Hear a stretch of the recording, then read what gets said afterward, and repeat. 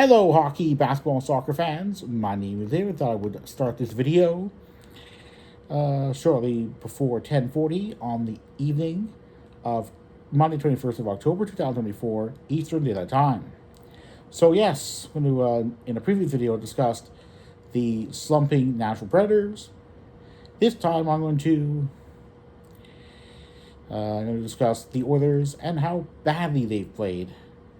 Yes, that this regular season the Oilers have a 2-4-0 win, regulation loss, OT loss, shootout loss record. Not as bad as the Preds. I'll say more in a previous video about those Preds and how an 0-5-0 start has meant being last in the NHL, the only team to have not have a point in the standings just yet. So yeah, I'm going to go to the Oilers, and there's no question that the Oilers are just, yeah. I mean, the Oilers are just really, it's just so hard to. I mean, it's hard. Yeah, I understand the Oilers got to a Stanley Cup final, and yes, they ran to a hot goalie via Jake Ottinger last Saturday EDT. My hometown Leafs did with Igor Shesterkin of the Rangers, but yet Tony Stolarz, an off-season acquisition for the Panthers, stood tall, stopping all but two in New York Rangers shots. The last two goals were empty netters, and it is encouraging. Encouraging that yes,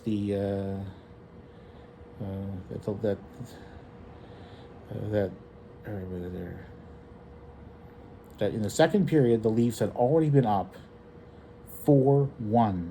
I believe it was midway, according to a video on the Sportsnet posted on a Twitter page from Amazon Sports on Prime Canada's Twitter account.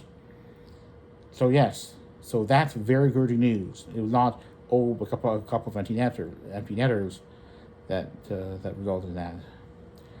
I have to look at the goals to determine when they were scored and all that. So what it's going to do is just going to go and I'm just going to go to where do we go here?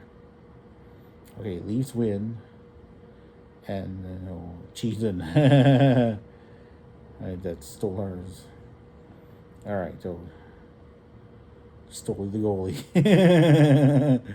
On the Leafs Twitter page, 5-1 after. It was 5-1 after 40 minutes. So yes, that's huge. That's huge. The question is whether the Oilers against the Carolina Hurricanes in their own building will recover. Just going to keep in mind here that let's see what the Oilers are here. All right, I'm going to go to where do we go here? I forget the Oilers. I believe the Oilers are playing at home against Canes. So yes, it's so there are a couple of the Oilers are on Tuesday EDT at Rogers Place, and then the Oilers then will host the Penguins before they head on the road to Sunday evening EDT to face the Red Wings at Little Caesars Arena in southeastern Michigan. So yes, these Oilers, there is hope, but the Oilers have looked the worst among Canada's NHL teams. The Sens have found ways to win, albeit not with great defense or goaltending for that matter. The Habs have found ways to win. Well, 5 points. So still very much in the thick of the Eastern Conference playoff race. Yes, things may fall off a little bit, but these Oilers were supposed to be going for a Stanley Cup. You have to look at those are hangovers from Stanley Cup finalists. Let's take a look at the Tampa Bay Lightning, the Bolts, 2021-22. To end the 21-22 season, the Bolts got to a Stanley Cup final, played the Avs quite hard, ended up losing, but still having won a Stanley Cup the previous season. Two postseasons ago, the Bolts ended up losing in the first round, 6 games, but that series was close with the Leafs, It was, I believe, a bit under 5 minutes into the first overtime period that John Tavares, then the captain of the Leafs, had won that series and sent the Bolts packing. So ensuring that the Bolts' streak of consecutive seasons with playoff series wins was going to come to an end. So there's maybe a little bit of a hangover from an appearance in the Stanley Cup final for during the previous 2 seasons. This Oilers team is not measuring up. Is it time to be concerned? Yes. Is it possible the Oilers will end up going for a Stanley Cup? Yeah, but it has to be very concerned. While Tony Stolarz for the Leafs has stood on its head, has allowed not more than 2 goals in any game he's played in regular season play. The same cannot be said for Stuart Skinner or Cal Pickard of the Oilers. Each of the last 2 goalies has allowed multiple ugly goals in at least 1 game each. So what'll be interesting is what happened with the Oilers. There's so much wrong with them. The power play seems to have gone cold, ice cold across the board.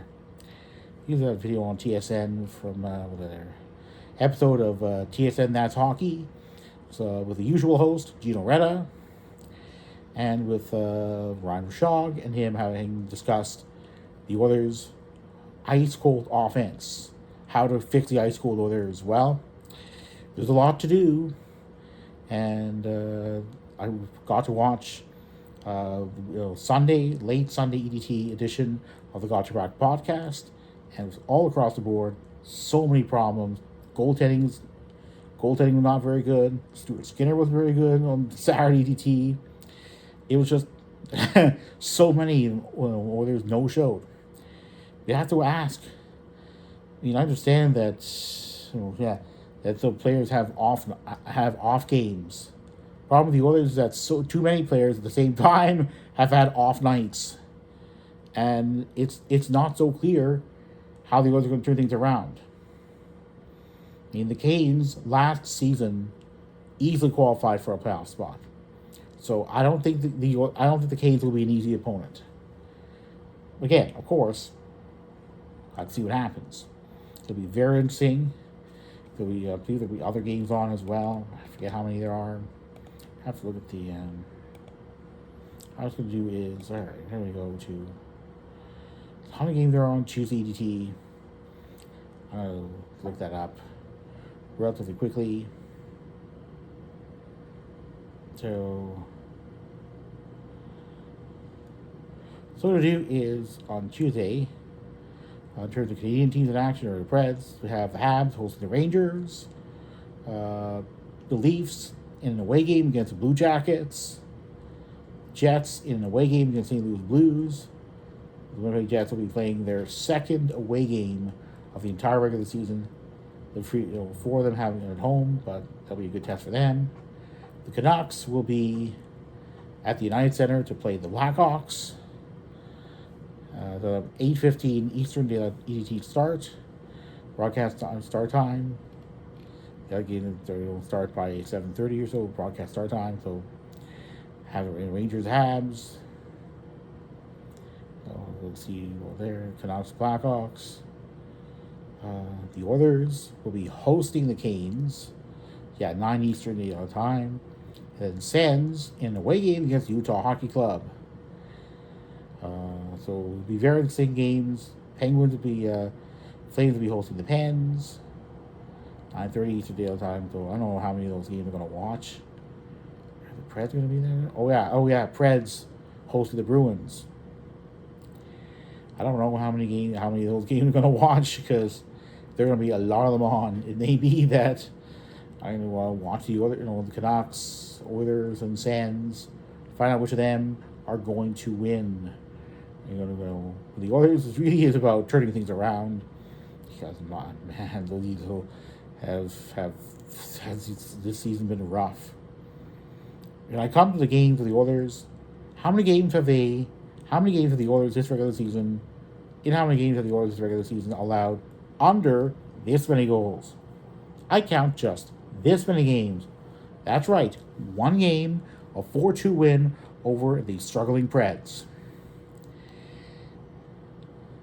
Where the Oilers will once again manage to, unlike against the All-Stars, keep the goals against to under this. We'll have to wait and see. Both Stu Skinner and Kyle Pickard have been rather streaky, as in a lot of other things in life. Pretty much anything goes. On that note, I'm going to wrap things up. Definitely looking forward to watching the hockey on October EDT.